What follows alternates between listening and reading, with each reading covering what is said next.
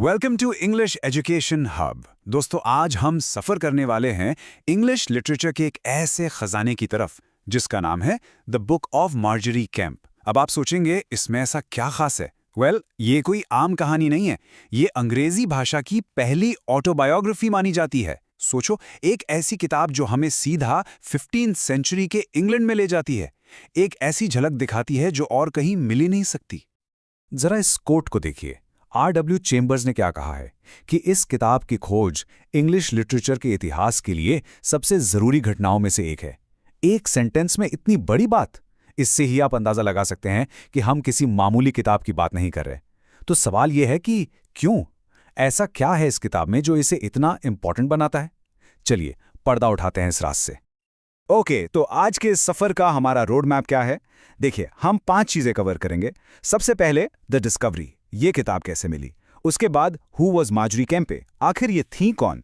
फिर उनकी life of extremes, उनकी जिंदगी की कुछ हैरान करने वाली बातें। चौथा, अ लैंडमार्क इन लिटरेचर, ये किताब इतनी इंपॉर्टेंट क्यों है। और आखिर में उनकी कॉम्प्लिकेटेड लेगेसी, उनके बारे में लोग क्या सोचते थे और आज क्या सोचते हैं। तो चलिए शुरू करते हैं हमारे पहले सेक्शन से, द डिस्कवरी। एक खोई हुई आवाज जो सदियों तक गुमनाम थी और फिर अचानक सामने आ गई। कैसी थी ये खोज? बड़ी दिलचस्प कहानी है। तो इस किताब की सबसे बड़ी, सबसे खास बात क्या है?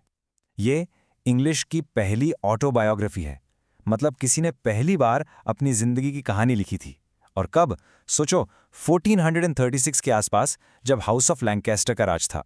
उस जमाने में जब सिर्फ राजाओं और संतों की कहानियां लिखी जाती थीं, एक आम औरत का अपनी लाइफ स्टोरी लिखना, ये तो बिल्कुल अनहर्ड ऑफ था। और कमाल की बात यह है कि इसकी ओरिजिनल मैन्युस्क्रिप्ट सदियों तक लापता थी और फिर एक दिन बस मिल गई, एकदम फिल्मी कहानी जैसी। अब सवाल उठता है कि आखिर ये मार्जरी कैंप थी कौन? चलिए अब हमारे दूसरे सेक्शन में उनसे ही मिलते हैं। ये है मार्जरी कैंप। इनका जन्म हुआ था लगभग 1373 में इंग्लैंड के लिंच शहर में। थोड़ा कॉन्टेक्स्ट के लिए, ये वक्त था लेट मिडिल एजेस का, यानी मशहूर राइटर जोफ्री चौसर के टाइम के ठीक बाद का दौर। एक बात साफ कर लेते हैं, मार्जरी कोई प्रिंसेस या सेंट नहीं थी। वो एक मिडिल क्लास परिवार से आती थी। हाँ, उनका परिवार काफी प्रॉस्पेरस था, पैसे वाला था, लेकिन उनकी पढ़ाई लिखाई में उस दौर की इंपॉर्टेंट लैंग्वेजेस जैसे लैटिन या फ्रेंच शामिल नहीं थी। और पता है सबसे इंटरेस्टिंग बात क्या है? अपनी स्पिरिचुअल जर्नी शुरू करने से पहले उन्होंने बिजनेस में भी हाथ आजमाया। उन्होंने ब्रूरी चलाई, एक मिल चलाई, पर दोनों में ही फेल हो गईं। शायद कभी कभी लाइफ की ये असफलताएं ही हमें हमारे असली रास्ते पर ले आती हैं ना। ओके, तो अब आते हैं सबसे ड्रामेटिक हिस्से पर। Section 3, a life of extremes. यहां हम उनकी जिंदगी की कुछ ऐसी झलकियां देखेंगे जो आपको हैरान कर देंगी। और ये हम देखेंगे उनकी ही किताब के चैप्टर टाइटल से। सोचिए, ये एक ट्रेलर जैसा है उनकी लाइफ का। सबसे पहले हम marriage and illness after child birth. उनकी कहानी का टर्निंग पॉइंट यही था। अपने पहले बच्चे को जन्म देने के बाद वो बहुत बहुत बीमार पड़ गईं। और बस इसी एक घटना ने उनकी पूरी जिंदगी बदल दी और उनकी स्पिरिचुअल जर्नी यहीं से शुरू हुई। और फिर ये देखिए, हर टेम्पटेशन टू अडल्ट्री। उनकी किताब इतनी शॉकिंग इसलिए है क्योंकि वो बेहद ऑनेस्ट हैं। वो अपनी कमजोरियों, अपनी टेम्पटेशंस के बारे में लिखने से बिल्कुल नहीं डरती। ये उस जमाने के लिए एक बहुत बड़ी बात थी। अगला टाइटल है शी रिप्रूव्स द कैंटरबरी मंक्स। मतलब उन्होंने कैंटरबरी के पावरफुल मंक्स को डांटा। सोच सकते हैं आप, एक आम औरत उस दौर में रिलीजियस अथॉरिटीज को चैलेंज कर रही थी। ये उनकी हिम्मत दिखाता है। और ये much trouble owing to her crying. Margery को अक्सर पब्लिक में जोर जोर से रोने के दौरे पड़ते थे। ये उनके लिए डिवोशन का एक तरीका था, एक स्पिरिचुअल एक्सपीरियंस। लेकिन इसकी वजह से उन्हें बहुत परेशानी होती थी।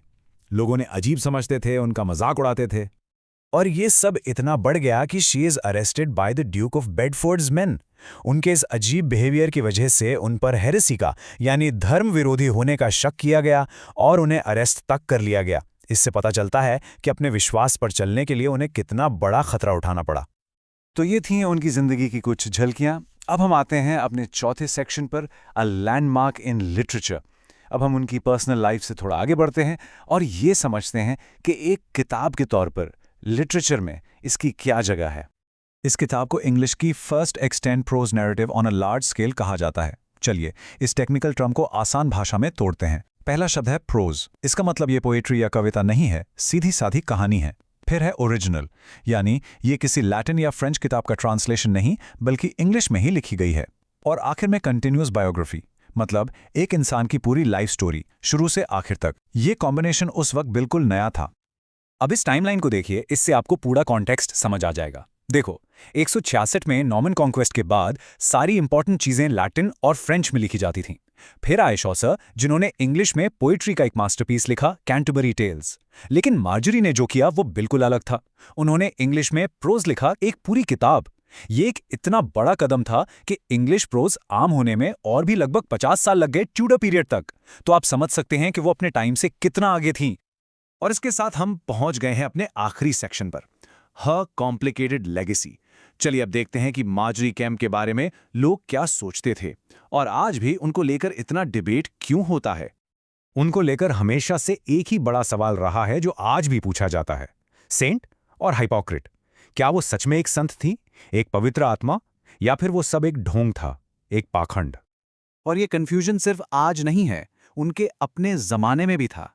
एक तरफ कुछ लोग उन्हें एक संत मानते थे, वो उनके पास आते थे उनकी डिवोशन देखकर, उनके डिवाइन विजन्स के बारे में सुनकर।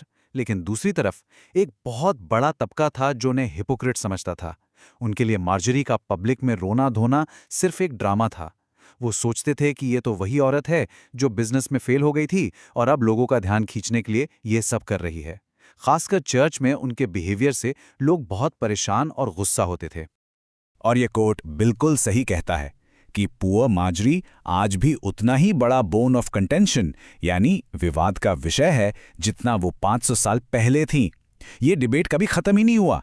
स्कॉलर्स, हिस्टोरियंस, रीडर्स आज भी इस बात पर बटे हुए हैं कि आखिर मार्जरी कैम्प थी कौन। तो इस एक्सप्लेनर के अंत में मैं आपके लिए एक सवाल छोड़कर जा रहा हूं। सोचिए, मार्जरी जैसे आम लोगों की पर्सनल स्टोरीज को पढ़ना, जो इतने सदियों पुरानी है, हमारे लिए इतना इंपॉर्टेंट क्यों है? हमें हिस्ट्री, इतिहास सिर्फ राजाओं, महारानियों और जंगों के बारे में बताता है, लेकिन मार्जरी की कहानी हमें उस दौर के बारे में क्या सिखाती है जो वो बड़ी बड़ी कहानियां नहीं सिखा पाती।